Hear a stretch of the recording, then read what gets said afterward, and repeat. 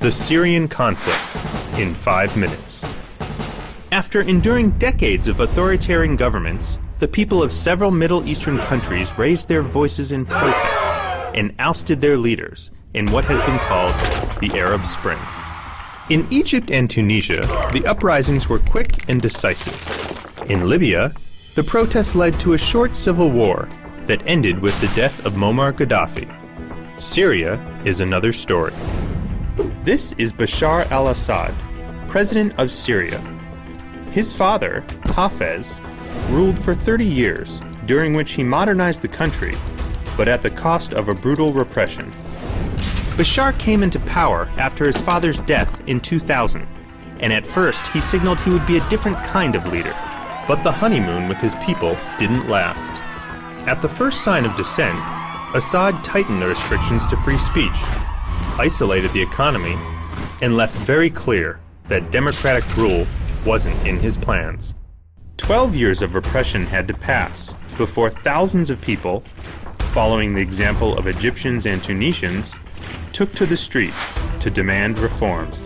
At first, Assad's stance was conciliatory, but the repression continued, which in turn multiplied protests around the country.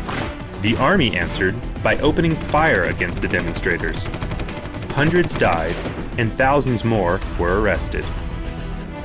Any chance of a peaceful resolution died with the demonstrators. Small groups of armed rebels started to appear almost immediately. Since then, government and rebels are mired in a war that claimed the lives of more than 60,000 Syrians in the first 18 months of conflict.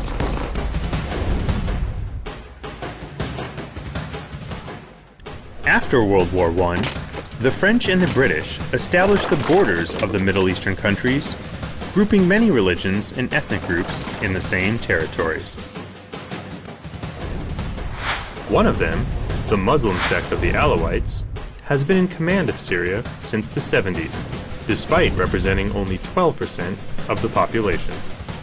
Under the ideology of keeping the country out of the hands of extremists, the Assads heavily favored their sect and crushed those who challenged them.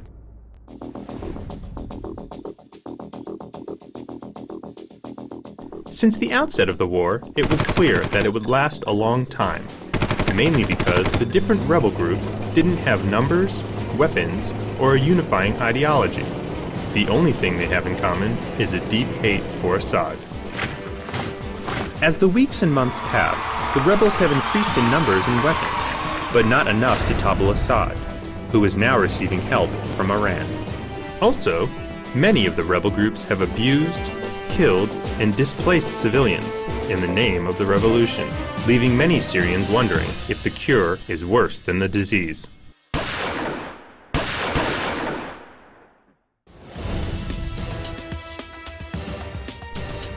Mainly because Russia and China have blocked any kind of international effort against Assad.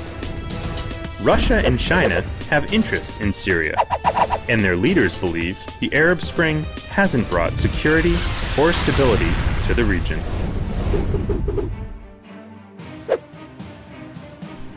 The US hasn't intervened openly because it hasn't found a group who's aligned with its ideology, and is wary that an intervention could give strength to radical groups.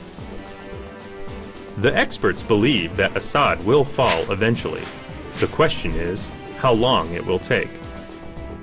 Although the main rebel groups have joined an alliance, it could crumble once Assad is ousted. The struggle for power could lead to a new civil war, and even to a fragmentation of the country. The conflict could also extend to countries such as Turkey, Lebanon, and Iraq, threatening the fragile stability of the Middle East.